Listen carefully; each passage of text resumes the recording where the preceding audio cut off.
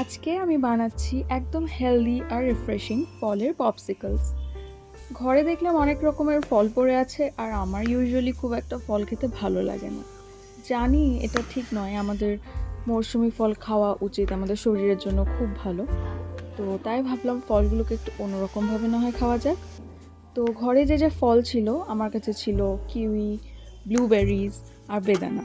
তো বেদানাগুলোকে ছাড়িয়ে নিয়েছি, ব্লুবেরিজ আর কিউইগুলোকে একদম ছোট ছোট টুকরোতে কেটে নিয়েছি। এরপর নিয়ে নিয়েছি ডাবের জল। আপনারা চাইলে আপনাদের পছন্দ মতো এখানে ফল ইউজ করতে পারেন। একটু রঙিন ফল ইউজ করলে দেখতে ভালো লাগবে, আর কিছু না। আর ডাবের জল নিয়েছি কারণ সব কিছুকে খুব ভালোভাবে ইজিলি কম্বাইন করবে। এক্সট্রা করে কোনো আমাকে এসেন্স বা অন্য কিছু দিতে হবে না, তাই আমি এখানে ডাবের জল নিয়ে নিয়েছি। এটা শুধু টেস্টই বাড়াবে না, এটা আমাদের শরীরকেও ঠান্ডা আর হাইড্রেটেড রাখে তাই।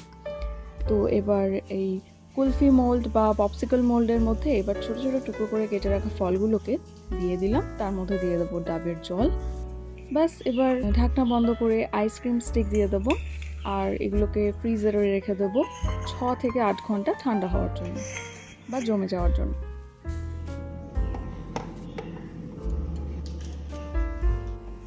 6 থেকে 8 ঘন্টা পর ফ্রিজার থেকে বার করুন।